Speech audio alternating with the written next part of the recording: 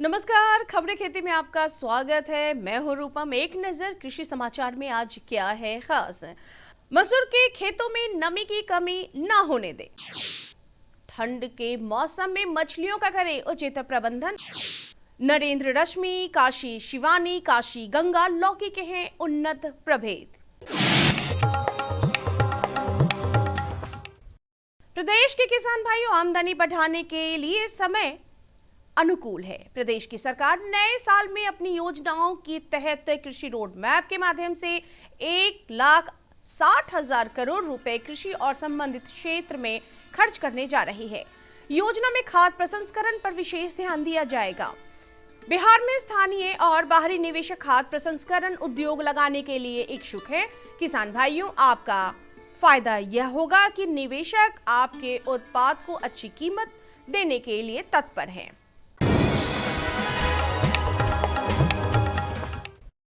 किसान भाइयों, रबी मौसम में मसूर प्रमुख दलहनी फसलों में एक है और आपने अभी बोई भी होगी। अगर आपने मसूर दिसंबर में बोया है तो आपकी फसल अभी छोटी होगी, मतलब यही उनकी बढ़वार का समय होता है।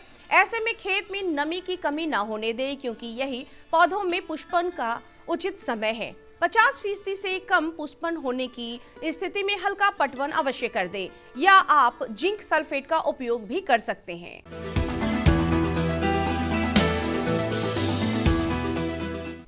सरसों के बीज से निकला तेल भोजन के साथ साथ शरीर के मालिश में भी काम आता है। तेल निकालने जाने के बाद प्राप्त खली मवेशियों का आहार एवं खाद के लिए व्यवहार में लाया जाता है। सरसों का सूखा डंठल जलावन के काम में आ सकता है। इतने गुणकारी सरसों की खेती किसान को सफल बना सकती है। ऐसे ही एक सफल किसान है पटना जिले के संजय कुमार, जिन्होंने 1.5 बीघा में सरसों की खेती की है। सरसों की एक तिलहनी फसल है जिसमें कम सिंचाई और कम लागत से अच्छा उत्पादन मिल जाता है। फसल चक्र में सरसों की खेती से अगली फसल का उत्पादन और मिट्टी की उर्वरकता दोनों बढ़ती है। प्रगतिशील किसान संजय कुमार ने लगभग 1,000 रुपए प्रति कट्ठा की लागत से सरसों की खेती 1.5 बीघा में की है। सरसों की उन्नत किस्मों का इस्तेमाल फसल सुरक्षा और खरपतवार नियंत्रण से सज्जू की फसल में अच्छी बढ़ोतरी हुई है। वे इस खेती में बहुत कम लागत में अच्छे मुनाफे के प्रति आशान्वित हैं। मत्स्य पालक किसान भाइयों, मछलियों के लिए अनुकूल तापमान 20 से 35 डिग्री सेल्सियस होता है, जो ठंड के मौसम में तालाबों में संभव नहीं होता है। ऐसे में मछलियों के स्वास्थ्य एवं संतुलित बढ़ोतरी के लिए इस मौसम में उनके विशेष प्रबंधन की आवश्यकता होती है। तालाब की गहराई बढ़ा दे, तालाब का 1/4 पानी बदलते रहना चाहिए, तालाब में फिश एरिएटर चलाना, आहार थोड़ा कम कर देना आदि तकरीबों से आप अपने मछलियों को स्वस्थ रख सकते हैं। किसान भाइयों, अब खेती से मुनाफे का एक बहुत बड़ा बाजार बन गया है। चावल, गेहूं के अलावा सब्जियों की खेती ने किसानों के कार्य क्षेत्र को विस्तार दे दिया है। लौकी, जिसे कद्दू भी कहते हैं, की जायद और खरीफ और रबी तीनों सीजन में खेती की जा सकती है। ऐसे में अगर उन्नत प्रभेदों से लौकी की खेती की जाए तो किसान भाइयों को सालों भर आमदनी होती रहती है। जल्दी और अधिक उत्पादन देने के लिए लौकी के पौधों को नर्सरी में तैयार किया जाना चाहिए और तब सीधे खेत में लगा देना चाहिए। खेत में रोपाई के तकरीबन 20 से 25 दिन पहले नर्सरी तैयार कर ली जाती है। जायद फसल को छोड़कर खरीफ और रबी में लौकी की सिंचाई की बहुत कम जरूरत पड़ती है। साथ ही बरसात में मचान विधि से लौकी की खेती करें। तकनीक और उन्नत प्रभेद से की गई कद्दू की खेती किसानों के लिए वरदान की तरह होता है, क्योंकि कद्दू की मांग सालों भर बाजार में बनी रहती है। और अब एक नजर मंडी के ताजा भाव पर। खाद्यान्नों में ताजा भाव के लिए आज हम आपको लिए चलते हैं पटना की बाकरगंज अनाज मंडी में। लोकल गेहूं 3500 रुपये प्रति क्विंटल, सुपर चावल 5,000 रुपये प्रति क्विंटल, अरवा चावल 4500 रुपये प्रति क्विंटल और बासमती चावल 9,000 रुपये प्रति क्विंटल। चलते चलते किसान भाइयों, आप देखिए मौसम का पूर्वानुमान। मौसम शुष्क रहेगा। मौसम विभाग से प्राप्त जानकारी के अनुसार राजधानी पटना सहित पूरे प्रदेश में अधिकतर तापमान 27 डिग्री सेल्सियस जबकि न्यूनतम तापमान 14 डिग्री सेल्सियस के आसपास बने रहने की संभावना है। आसमान साफ रहेगा और अच्छी धूप भी निकलेगी। 8 से 10 किलोमीटर प्रति घंटे की रफ्तार से हवाएं भी चलेगी। किसान भाइयों को सलाह दी जाती है कि सरसों की फसल में अगर सफेद हरदा रोग लग गया है तो मैंकोजेब 75% घुलनशील चूर्ण का 3 ग्राम प्रति लीटर पानी में घोल बनाकर फसल पर छिड़काव अवश्य कर दें। अभी आप देख रहे थे खेती किसानी की खबरों को, खबरें खेती के माध्यम से। नव वर्ष की शुभकामनाओं के साथ हमारे मेहनतकश अन्नदाता किसान भाइयों का मैं स्वागत करती हूं कार्यक्रम कृषि दर्शन में। किसान भाइयों, पशुपालन और खेतीबाड़ी से जुड़ी खबरों का सिलसिला आगे भी जारी रहेगा, लेकिन यह वक्त एक छोटे से अंतराल का, तो आप बने रहें हमारे साथ। हर जोखिम से निकल कर फसल आए, सुरक्षित हो जाए। फसल बीमा से हर किसान अब आत्मनिर्भर हो जाए। अब सूखा पड़े या बाढ़ आ जाए, कोई डर नहीं। अब ओले पड़े या कीट पतंगे फसल खा जाए, कोई फिक्र नहीं। अब कैसी भी आपदा हमारी फसल पे आ जाए, क्षति होने पर हमारे दावों का उचित भुगतान मिलता है, क्योंकि हमने लिया है प्रधानमंत्री फसल बीमा। बुआई से फसल कटाई तक हर जोखिम का दावा, न्यूनतम प्रीमियम पर अधिकतम भुगतान का वादा। योजना से हर साल जुड़ रहे हैं 5 करोड़ से ज्यादा किसान। अब आपकी है बारी। नजदीकी कृषि कार्यालय, सहकारी समिति, बैंक शाखा, अधिकृत बीमा कंपनी या जन सेवा केंद्र में स्वेच्छा से करा सकते हैं पंजीकरण। फसल बीमा पोर्टल या फसल बीमा ऐप द्वारा भी किया जा सकता है पंजीकरण। प्रधानमंत्री फसल बीमा योजना, आपकी फसलों का संपूर्ण सुरक्षा कवच। कृषि एवं किसान कल्याण मंत्रालय, भारत सरकार। ब्रेक के बाद आपका पुनः स्वागत है कार्यक्रम कृषि दर्शन में। किसान भाइयों, सर्दियों के मौसम में केला में रोगों की समस्या बढ़ जाती है और अगर पूर्व में ही केला में रोग प्रबंधन कर लिया जाए और इससे कई परेशानियों से बचा जा सकता है, क्योंकि केला फसल खासकर सर्दियों में समस्या हो जाती है रोगों की। तो कैसे बचे और केला फसल में रोग प्रबंधन कैसे करें, जानने के लिए हम आपको सीधे लिए चलते हैं हमारे विशेषज्ञ अरविंद कुमार सिंह जी के पास। नमस्कार किसान भाइयों, स्वागत है आप सभी का कृषि दर्शन कार्यक्रम में। किसान भाइयों, हमारी लगातार ये कोशिश रहती है कि हमारे द्वारा दी गई जानकारियों से आपका जो उन्नति का मार्ग है वो बृहद पैमाने पर प्रशस्त हो सके, और इसी की कोशिश में आज हम बात करेंगे केले के फसल के बारे में। जी हाँ किसान भाइयों, केला एक ऐसा फसल है जिसे हम सब्जी के रूप में और फल दोनों के रूप में उपयोग में लाते हैं, और ये हमारे स्वास्थ्य के लिए भी बहुत ही लाभकारी है। और इस जो आज का हमारा जो विषय है कि केले के पौधे में सामयिक रोग प्रबंधन कैसे करें, इस विषय पर बातचीत करने के लिए हमारे साथ मौजूद हैं श्री अरविंद कुमार सिंह, जो सहायक निदेशक हैं पौधा संरक्षण विभाग बिहार पटना में। सर, कृषि दर्शन कार्यक्रम में आपका हार्दिक स्वागत है। आपको भी बहुत बहुत धन्यवाद। सबसे पहला जो सवाल है सर कि केला का जो फसल है उसमें कौन कौन से ऐसे कीट हैं जो फसल को प्रभावित करते हैं? देखिए, मुख्यतः केला में तीन प्रकार के कीट लगते हैं। एक रूट बोरर है, दूसरा स्टेम बोरर है और तीसरा बिटिल है।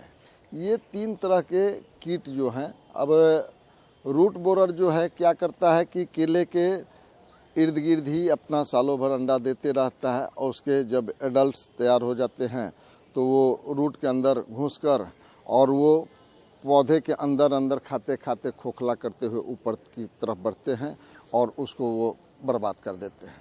दूसरा है कि स्टेम बोरर, वो तना में छेद करके और धीरे धीरे उसके तना भाग को प्रभावित कर देता है। और तीसरा एक बिटिल है जो पौधे पर लग जाते हैं। तो ये तीनों कीट के लिए सबसे ज़रूरी है कि इसका प्रबंधन कैसे करें। तो पहला तो कि खरपतवार से इसको मुक्त रखें, रोगरोधी किस्म जो है वही किसान भाई लगावें। और दूसरा कि जब खेत की जुताई करते हैं उस समय फेनवेलेरेट 0.4% या क्लोरपाइरीफॉस 20% इसी का प्रयोग कर दें, जिससे ये कीड़े की समस्या का समाधान हो जाए।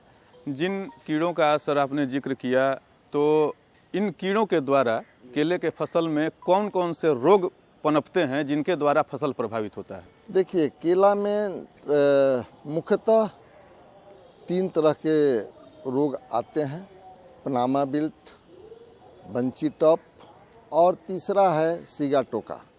यही 3 तरह के रोग हमारे किसान के फसल को ज़्यादा से ज़्यादा प्रभावित करते हैं। तो किसान भाइयों को मैं ये सलाह देना चाहता हूँ कि केले की अगर खेती करते हैं तो उसमें ज़्यादा से ज़्यादा ट्राइकोडर्मा का प्रयोग ज़रूर करें। ट्राइकोडर्मा का प्रयोग करने से क्या होता है कि इन सब बीमारी से माने बहुत हद तक लाभ मिल जाता है। दूसरा नंबर की अगर सिगाटोका लग गया या पनामा बिल्ट हो रहा है तो उसके लिए खरीफ फसल में हम लोग रेकमेंड करते हैं ब्लाइटॉक्स का, जो ब्लू कॉपर ऑक्सीक्लोराइड के नाम से आता है, उसका प्रयोग करने के लिए बताते हैं। या फिर आपका ये कार्बनडेजिम का भी प्रयोग हम लोग बताते हैं। एक और सवाल जहन में आ रहा है कि केले का फसल का जो विस्तार होता है, जब बड़ा हो जाता है तो नीचे जड़ के सामने बहुत सारे केले के पौधे आ जाते हैं। तो ज़्यादा उत्पादन के लिए वो पौधे दूसरे जगह लगाना कितना उचित रहता है या उसको नहीं लगाना चाहिए? नहीं, हमारा विचार है कि जब भी केला किसान भाई लगाते हैं तो हर बार वो पौधा है उसको ज़रूर चेंज कर दें। उससे क्या होगा कि हमारे देखिए, चूँकि मान लीजिए कि अभी हम केला लगाए और उसमें हमारा सिगाटोका रोग या बंची टॉप या पनामा बिल्ट आ गया, तो हमारा प्रयास रहना चाहिए कि खेत को चेंज कर देना चाहिए और उस जो लगा हुआ है उसकी फसल को न लगा के दूसरे मतलब फसल को लगा। सर, एक महत्वपूर्ण सवाल कि जो हमारे किसान भाई अपने खेतों में केले के पौधे शुरुआती तौर पे लगा रहे हैं, तो खेत की तैयारी किस तरह से करें और ज़रूरी सावधानी क्या अपनाएं जिससे केले का उत्पादन बेहतर हो?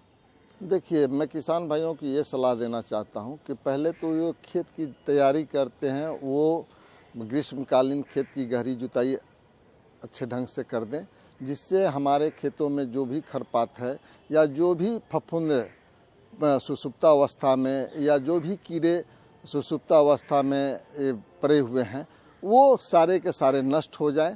तो नष्ट होने के उपरांत क्या होगा कि हमारे खरपत से खेत मुक्त रहेंगे, कीड़े और बीमारी से हमारे खेत मुक्त रहेंगे। और जब भी किसान भाई केले लगाएं तो केले का डिस्टेंस ज़रूर मतलब अपना कर रखें कि इतने डिस्टेंस पर हमको लगाना है, इतना ही डिस्टेंस पर। और केले के दोनों तरफ मतलब मिट्टी का थोड़ा थोड़ा चढ़ाव ज़रूर रखें, जिससे क्या होगा कि जो हल्का हल्का जो ज़मीनी बन गया तो उसमें पानी का कभी भी पानी का स्रोत हल्का सिंचाई करेंगे। जब ज़्यादा सिंचाई कर देने पर ये जो सिगाटोका या आपका पनामा बिल्ट या बंची टॉप आता है, ज़्यादा जब नमी आ जाएगी तो ये रोग का मतलब बढ़ावा दे देता है। सर, जहाँ तक आपने जिक्र किया दूरी के बारे में, तो हमारे किसान भाइयों को तो ये जानकारी है नहीं कि कितनी दूरी के अंतराल पे केले के पौधे को लगाना चाहिए। तो सर, दूरी कितनी होनी चाहिए? नहीं, देखिए, केले की दूरी हर एक वैरायटी के लिए अलग अलग है। तो कौन से वैरायटी लगाते हैं, जब किसान लगाते हैं तो वहाँ अपने ज़िले के जिला कृषि पदाधिकारी या सहायक निदेशक पौधा संरक्षण कौन वैरायटी लगाते हैं उसके अनुसार वो केले की दूरी का पूछ लें कि सर हम ये वैरायटी लगाने जा रहे हैं, इसमें केले की कितनी हम दूरी रखें, और उसके अनुसार वो अपना ये या फिर यूनिवर्सिटी से संपर्क कर लें, यूनिवर्सिटी से पूछ लें कि हम ये वैरायटी लगाने जा रहे हैं और इस वैरायटी में हमको दूरी कितनी रखनी चाहिए। तो देखा किसान भाइयों, जैसा कि अभी हमारे विशेषज्ञ ने बतलाया कि जो ज़रूरी सावधानियां हैं और जो केले के फसल को बोने का तरीका है उनको अमल में ला करके आप केले की फसल को बेहतर ढंग से उसका उत्पादन कर सकते हैं और आर्थिक लाभ प्राप्त कर सकते हैं। इतनी अच्छी जानकारी देने के लिए अरविंद सर आपका बहुत बहुत धन्यवाद। किसान भाइयों, अभी तो हमने आपको बताया कि केला फसल में रोग प्रबंधन कैसे करें। अब बात करते हैं हमारे मछली पालक किसान भाइयों के लिए। मछली पालक किसान भाइयों, मौसम चाहे सर्दी का हो या फिर गर्मियों का, मछलियों की उचित देखभाल ना की जाए तो काफ़ी आर्थिक क्षति हो जाती है। तो कैसे करें सर्दियों के मौसम में, क्योंकि अभी मौसम है सर्दियों का, तो कैसे करें सर्दियों के मौसम में मछलियों का समसामयिक प्रबंधन, जानने के लिए आपको सीधे लिए चलते हैं हमारे विशेषज्ञ डॉक्टर शिवेंद्र कुमार जी के पास। किसान भाइयों नमस्कार, मैं हूँ शांति भूषण और आप देख रहे हैं कृषि दर्शन। किसान भाइयों, जाड़े का मौसम, खास करके हमारी भी जो आदतें हैं, जाड़े के मौसम में थोड़ा अधिक मांसाहारी हो जाते हैं। हमारी भी मांस मछली खाने की क्षमता या चाहत बढ़ जाती है। तो मछलियों में खास करके मछलियां हमारे लिए बेहतर भोजन माना जाता है, लेकिन उसका बेहतर प्रबंधन भी होना चाहिए कि हमारी मछलियां बीमार न पड़े। खास करके मत्स्य पालक ज़रूर ध्यान दें कि आपकी मछलियां बीमार न पड़े, आपकी आमदनी पर कोई असर न पड़े। तो बेहतर प्रबंधन खास करके जाड़े के दिन में सबसे अधिक डिस्टर्ब होता है, सबसे अधिक परेशानी होती है। तो क्या करना चाहिए, उसका जो समसामयिक प्रबंधन है जाड़े में कैसे करना चाहिए, इस विषय पर बात करने के लिए हमारे साथ ढोली पूसा कॉलेज के एक्वाकल्चर डिपार्टमेंट के हेड हमारे साथ डॉक्टर शिवेंद्र कुमार मौजूद हैं। सर, आपका हमारे कार्यक्रम में स्वागत है। सर, मछलियों के समसामयिक प्रबंधन पर हम चर्चा करते हैं कि क्या उसमें विशेष ध्यान होना चाहिए, खास करके किन किन चीज़ों का ध्यान रखना चाहिए ताकि हमारे जो किसान हैं वो प्रभावित न हो, उनकी आमदनी प्रभावित न हो। जब खेती करते हैं तो उसके लिए हम पहले से तैयारी करते हैं, जोतते हैं, उसमें फर्टिलाइज़र डालते हैं। उसी तरह से यहाँ पर भी मछली पालन में भी मछली पालन शुरू करने से पहले हम पूरी तरह से अपने तालाब की तैयारी करते हैं कि सब चीज़ सही तरीके से हो, फिर हम मछली का बिचड़ा उसमें डालें। तो बारिश शुरू होने से पहले हम लोग जनरली जैसे खेत की जुताई करते हैं, तालाब की भी हम लोग जुताई करते हैं। तालाब की जुताई करने के बाद हम लोग उस पर चूना डालते हैं। चूना डालने के बाद फिर उसमें गाय के गोबर का यूज़ करते हैं और उसके बाद पानी देते हैं। पानी देने के 5 से 7 दिन के बाद जब उसमें प्लैंकटन अच्छे से आ जाता है, तब जाकर हम लोग उसमें बिचड़ा डालते हैं, जो मछली का बिचड़ा होता है। और मछली के बिचड़ा डालने के बाद फिर हम उसको एक तरीके से जिस तरह से बच्चे को पालते हैं, हम लोग छोटे अपने बच्चे को पालते हैं, उसी तरह से उसके छोटे बच्चे से लेकर शुरुआत कर आगे तक हम उसको पालने का काम करते हैं, भोजन से लेकर बीमारी से बचाव से लेकर हर चीज़ के लिए। और चूँकि हमारे यहाँ का बिहार का कंडीशन जो होता है कि ये हर मौसम हमारे यहाँ है, ठंड भी है, अधिक गर्म भी है, दोनों मौसम है। और मछली का जो शरीर का बनावट है, उसमें ठंड जिस तरह से टेम्परेचर चेंज होता है, उसके अंदर का टेम्परेचर भी चेंज होते जाता है। तो हमको उसके अनुसार से हर मौसम में अलग अलग तरीके से उसके खान पान से लेकर उसके बचाव का ध्यान रखना पड़ेगा। सबसे पहले चीज़ है नंबर का। अगर हम अपने मछली को बड़ा मछली करने के लिए पाल रहे हैं तो एकदम से नंबर का ज़रूर से ज़रूर ख्याल रखें। 1 एकड़ में अधिकतम 3000 नंबर, उससे ज़्यादा नंबर ना दें। 1 एकड़ में 3000, हम कार्प की बात कर रहे हैं, रोहू कतला नैनी की बात कर रहे हैं। इसका जो संख्या होगा वो 3000 होगा, उससे ज़्यादा संख्या नहीं देंगे तालाब में। और फिर उसके बाद वो जो संख्या रहेगा उसमें रेशियो रखिए। रेशियो का मतलब रोहू कतला नैनी जब हम देते हैं तो कोशिश कीजिए कि 70% जो हमारा मछली होगा वो रोहू का होगा, 20% कतला का होगा और 10% नैनी का होगा। पीएच मेंटेन करने के लिए कैसे मेंटेन करना चाहिए और कितना कारगर होता है पीएच मेंटेन करना? जैसा कि मैंने बताया कि मछली का जो निवासी पानी में है और पीएच एक ऐसा चीज़ है कि जो सारे फिजियोलॉजी को बदलता है, मछली के सारे फिजियोलॉजी को। तो पीएच मेंटेन रखना अपने आप में सबसे इम्पोर्टेंट चीज़ माना जाता है मछली के पालन में। और उसके लिए कुछ भी एक्स्ट्रा करने की ज़्यादा ज़रूरत नहीं है। सबसे इम्पोर्टेंट है जो चूना है हमारा, चूना को पीएच के अनुसार से हम लोग यूज़ करते हैं। तो हमारे यहाँ जो फ्लक्चुएशन जिस हिसाब से बिहार में खासकर फ्लक्चुएशन होता है, मैक्सिमम 300 किलो से 500 किलो प्रति हेक्टेयर, यही डोज जनरली चूना के उपयोग में लगाते हैं। ठंड जैसे ही शुरू होता है, ठंड शुरू होने से पहले ही एक बार चूना का उपयोग ज़रूर से ज़रूर कर दें तालाब में, लगभग 300 से 500 किलो के प्रति हेक्टेयर के रूप में। और तब जाकर देखिए आपका, और उसको करना क्या है, बाहर में ही तालाब पानी सूखा चूना डालने से अच्छा होगा, पानी में घोल कर और उसको पूरे तालाब में छिड़वा दीजिए। वो ज़्यादा अच्छे से कारगर भी होगा, जल्दी इफेक्ट दिखेगा। आप देखेंगे कि चूना डालने के 1 सप्ताह के बाद ही आपका प्लैंकटन्स जो होता है, जो मछली का भोजन होता है, नेचुरल भोजन, उसकी संख्या अपने आप आपके तालाब में बढ़ जाएगी। सर, बीमारी पर हम बात करते हैं कि खास करके जाड़े में कौन कौन सी बीमारियां प्रभावित करती है हमारे मछलियों को और उसका असर क्या होता है हमारे? ठंड में बीमारी, जो दबी हुई बीमारी भी होती है, वो आ जाती है ऊपर। इसका कारण क्या होता है कि जो इम्यूनिटी होती है मछली की, वो ठंड में कम हो जाती है और बीमारी बाहर निकल कर आ जाती है उनके शरीर पे। और सबसे ज़्यादा एक है बीमारी एपिजोटिक अल्सरेटिव सिंड्रोम बोलते हैं, लाल घाव की बीमारी बोलते हैं इसको। ये मछलियों में जाड़े में सबसे ज़्यादा होती है। इसका एक अच्छा होगा कि हम लोग इसको प्रबंधन करें पहले से ही, क्योंकि जैसे ही आपका बारिश ख़त्म होता है, बारिश ख़त्म होने के बाद क्या होता है कि जो रन ऑफ वाटर होता है, बारिश के कारण जो तालाब में पानी आती है वो जमा जो रहता है उसके कारण पानी ख़राब होती है, और उस पानी ख़राब होने के कारण जो बीमारियां हैं वो उत्पन्न ज़्यादा हो जाती है। तो जैसे ही बारिश ख़त्म होती है, एक बार सीफेक्स एक दवा है, CIFAX सीफेक्स, इस दवा का उपयोग 1 लीटर प्रति हेक्टेयर के रूप में करना चाहिए।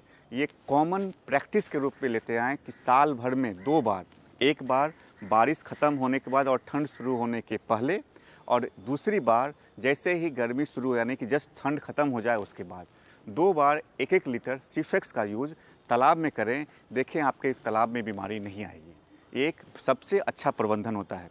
चूना तो हम लोग किए ही हैं, लेकिन अगर सीफेक्स करते हैं तो हमारे लाल घाव की बीमारी का एक रामबाण इलाज वो सीफेक्स दवा है। प्रिवेंटिव और क्या क्या मतलब सीफेक्स तो बाज़ार में उपलब्ध है सर। हाँ।